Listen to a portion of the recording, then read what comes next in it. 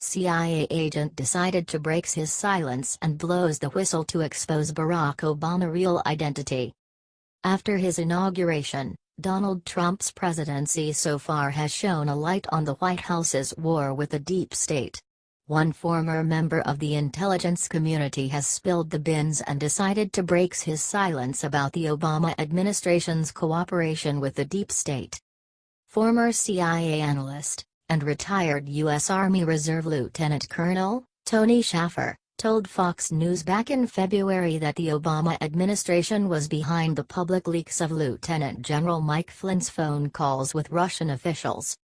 According to Mr. Shaffer, the blame belongs at the feet of John Brennan and James Clapper. These two former CIA chiefs have long been suspected of running counterintelligence operations against the Trump administration. Although Brennan publicly spoke out against the empire of leaks that have been damaging the Trump administration, many in the alternative media suspect that he is one of the ringleaders of the Obama-era holdovers who has undermined President Trump. In particular, one conservative news outlet accused Brennan of collaborating with British and Estonian intelligence agents in order to smear Donald Trump as a quasi-Russian agent. Brennan, who supported the American Communist Party during the Cold War, also has some surprising links to radical Islam. One former CIA agent who served with Brennan in Saudi Arabia accused him of converting to Islam. Is it widely known that there is a top intelligence official in the Obama administration's CIA who has converted to Islam? Yes. It was reported in none other than The Washington Post in 2012. Why couldn't it be Brennan? The movie Zero Dark 30 about the killing of Osama bin Laden, for which the movie makers gain access to classified material, the Obama administration was criticized for making it available to them, featured a top counter-terror official who strongly resembled Brennan and was shown performing Muslim prayers. As for Clapper, he has tried to defend the leaking of unclassified documents by declaring that unclassified is not leaking. Clapper also told Congress that he had seen Flynn and other Trump administration communications before they were leaked to the press. There is a possibility that both Clapper and Brennan were connected to Susan Rice, the former national security advisor to President Obama, who is suspected of using her security clearance to spy on President-elect Donald Trump and his inner circle. Not surprisingly, National Security Advisor H.R. McMaster, who himself has been accused of being a globalist mole within the Trump White House, was the man responsible for letting Rice keep her security clearance, thereby clearing her of most espionage charges. Lieutenant Colonel Shaffer is definitely correct that Lieutenant General Flynn was set up and burned in effigy by the mainstream press and the deep state. When the media got Flynn's scalp, it set up a bad precedent. Since then, many of President Trump's leading MAGA officials have left Washington, D.C. The leaking war against General Flynn directly led to the resignation of Steve Bannon and Dr. Sebastian Gorka. These are the reasons why President Trump should stop internal leaking from the deep state.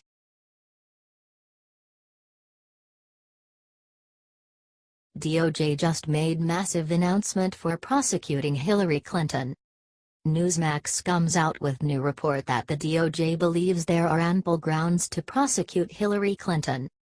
They are also considering offering Hillary a plea bargain in exchange for confessing multiple crimes. If they know she is guilty of multiple crimes, why let her off the hook like this? Just simple arrest her, and in that way justice will be served for all. But, always exist when the problem are Clintons. Probably for them still existing set of rules, another for everyone else. From Newsmax. The discussion of a plea bargain took place late last month and was offered by a high-ranking Justice Department official to the Clinton lawyer. During the exploratory talks with the prosecutor, the Clinton attorney was told that despite former FBI Director James Comey's decision last July not to prosecute Hillary, the Justice Department has re-examined the email case and believes there are ample grounds for prosecuting Hillary on a number of counts. Under the Justice Department's plea offer, Hillary would be required to sign a document admitting that she committed a prosecutable crime. In return, The DOJ would agree not to bring charges against Hillary in connection with the email probe. Also, as part of the agreement, the Justice Department would not proceed with an investigation of Hillary's pay-to-play deals with foreign governments and businessmen who contributed to the Clinton Foundation or who paid Bill Clinton exorbitant speaking fees. The Clinton attorney cautioned that normally a plea is offered by a prosecutor only upon arraignment, and Hillary has not yet been charged with any crime.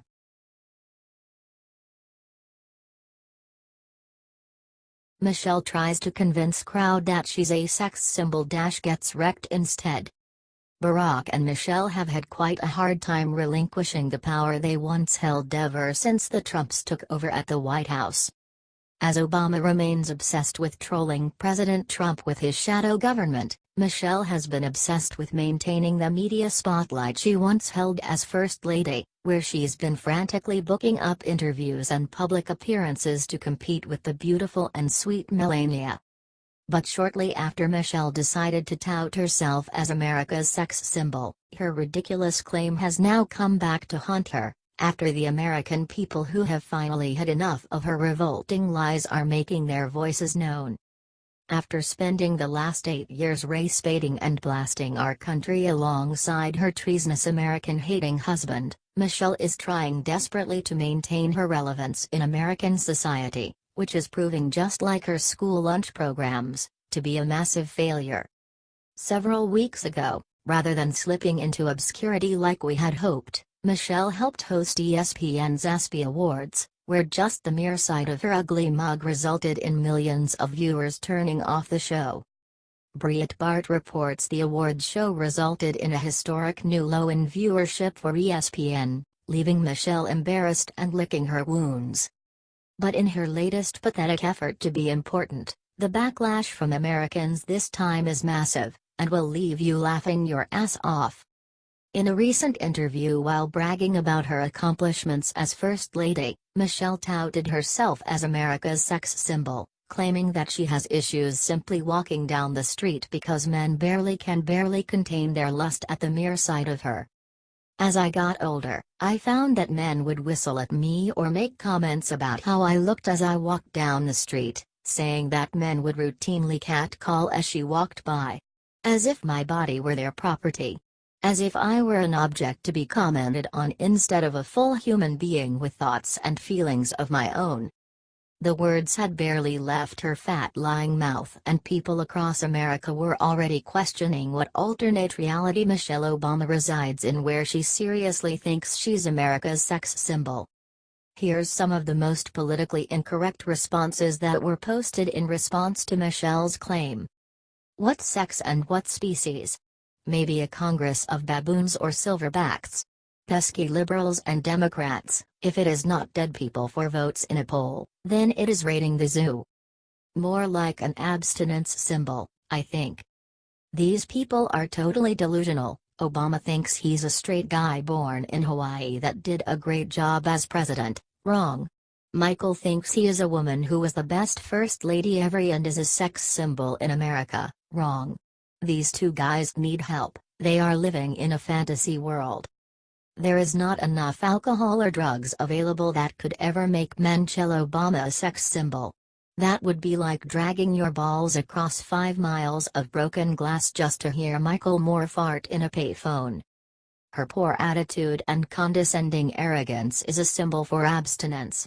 A person's charm is what attracts. She is disgusting. Every parent of a horny teenage boy should make certain he has a picture Michelle in his wallet next to the Trojan. Sex symbol? Rafflemau, OMG, you're killing me. She may be a sex symbol on the planet the predator came from. She is a sex symbol. A symbol for not wanting sex. Picture her every time you look at someone and you definitely won't want sex. I think I just threw up in my mouth and shit myself laughing too hard. First, if she's a sex symbol, what does that make Melania? And in all seriousness, she could be the most beautiful person on the planet, but to me, she's ugly on the inside. It's truly startling how huge Michelle Obama's ego is, which apparently has grown exponentially since she left the White House. Sorry Michelle, There's lots of things you can claim about yourself, but sex symbol is not one of them. Now, if you want to tout yourself as the most race-baiting or the most anti-American First Lady in American history, then that is claim that the American people can rally behind.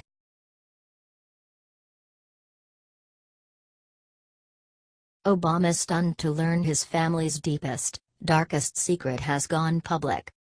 Stanley Ann Dunham, yes, that's her real first name, was the mother of Barack Hussein Obama. She was a rural anthropologist and a devout member of the Communist Party and could not abide the color of her own skin, let alone the fact that her family were Christians. At the first opportunity, Dunham married a Muslim man who would father the Anointed One, Barack Hussein Obama. After a rocky marriage to the man from Kenya, Dunham married another man from Indonesia, who became Obama's stepfather. He was also a Muslim until he converted to Christianity and denounced communism. That was another breaking point for Dunham, who ended up leaving him and going back home to the U.S. In the meantime, she brought up her son with the same hatred for her own country and its horribly immoral and unjust roots. Lo and behold, Barack Hussein Obama grows up in the land of Lincoln, schooled in the Chicago way, and weaned on the communist breast milk of Saul Alinsky. The chip on Obama's shoulder grew until a time when he knew that he must do one thing: destroy America from within. His policies were anti-white and his emphasis was on reparations for the descendants of slaves. Little did he know that his family held a dark secret: Obama's grandsires were slave owners, too. Barack Obama's ancestors owned slaves. A genealogist at the Library of Congress discovered in 2008 that Barack Obama's ancestors owned slaves.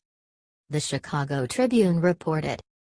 Many people know that Democratic presidential candidate Barack Obama's father was from Kenya and his mother from Kansas. But an intriguing sliver of his family history has received almost no attention until now. It appears that forebears of his white mother owned slaves, according to genealogical research and census records. According to the research, one of Obama's great-great-great-great-grandfathers, George Washington Overall, owned 2 slaves who were recorded in the 1850 census in Nelson County, Kentucky. The same records show that one of Obama's great-great-great-great-great-grandmothers, Mary Duval, also owned 2 slaves. The Baltimore Sun retraced much of Retweener's work, using census information available on the website Ancestry.com and documents retrieved by the Kentucky Department for Libraries and Archives, among other sources. The records show that Overall, then 30, owned a 15-year-old black female and a 25-year-old black male, while Mary Duval, his mother-in-law, owned a 60-year-old black man and a 58-year-old black woman. Now that all of the Democrat statues are being torn down in America by alt-left mobs, isn't it about time we erase slaver Obama from the public arena? Owners. They were wealthy. They were well-educated. And they were entitled. The fact that Dunham married a black man from Kenya was most likely a devastating blow to the Dunham family, considering their roots. Is it possible that her rebellious nature was tied directly to her intimate knowledge of this fact? Is it likely that Dunham knew that her family were slave owners and, through her liberal university-taught white guilt, thought it better to marry a black man in order to balance the wrongs of her family's past? Only she could answer that question. But perhaps, if she had gotten together with Ben Affleck, they could have compared notes on their past.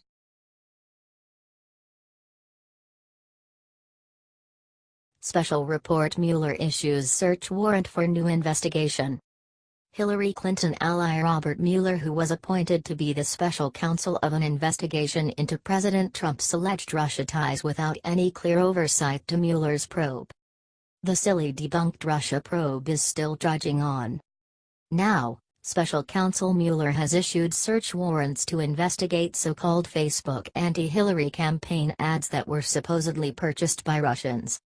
Even if true, why on earth can't Democrats see that no one likes Hillary? All the Russians in the world combined couldn't make Hillary more unlikable than Hillary does on her own. She's a smug, cheating liar. From money.cnn.com. Special counsel Robert Mueller and his team are now in possession of Russian-linked ads run on Facebook during the presidential election after they obtained a search warrant for the information.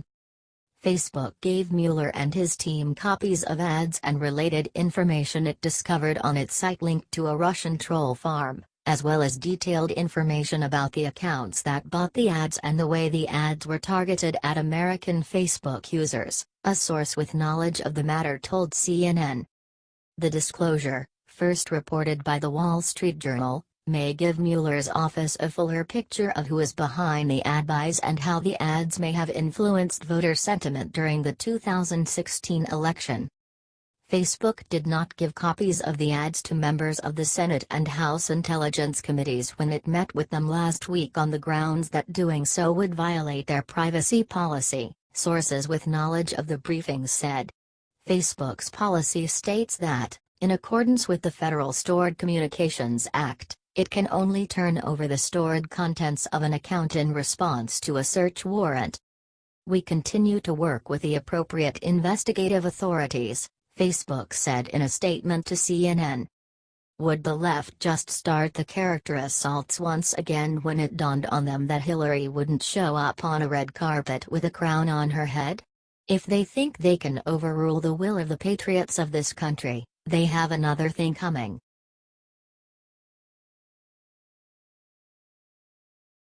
Bombshell Gowdy goes nuclear, exposes huge DNC secret. Accepting defeat, an integral part of life and success. But Democrats are in short supply of accepting loss these days as they have no intention of quitting their ridiculous Russia narrative anytime soon. Every new theory they keep coming up with is instantly refuted by solid pieces of evidence.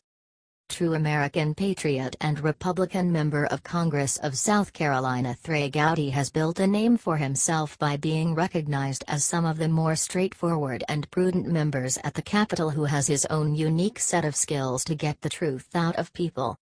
Gowdy has scored again by asking a seemingly inconsequential question that actually raises many questions. Why has the Democratic National Committee refused to hand over the allegedly Russia-hacked emails to the FBI or Department of Homeland Security to be scrutinized? The only reason why the entire Russia narrative seems so intricate and complex is that this way, liberals can spin it any way they want to for their advantage. If news breaks of President Trump having met some Russian official back in the day or when he was running for president, or after he won the presidency in November, Democrats immediately assume that Trump has had his hand in some shady plot with the Russians to sabotage them. But, after the story broke, and the scandal transformed into an official investigation that also includes President Trump, who is investigated for obstruction of justice by firing Comey halfway through the probe, not a single piece of solid evidence has been found to corroborate the accusations. The only culprit for Hillary Clinton's loss is herself, the party that pushed to get her nominated, and, seemingly, the leaked DNC email released by WikiLeaks that, as of late, have been confirmed were hacked by an inside source, not by Russia, as it was initially suspected. Even though no person, organization, or other entity has yet been found guilty of hacking the DNC emails, former DNC official Seth Rich is strongly believed to have been the person who turned on his party, hacked the emails and shared them with WikiLeaks and, as a result of his treachery, he was found dead, murdered, presumably a retaliatory act by the Democratic Committee.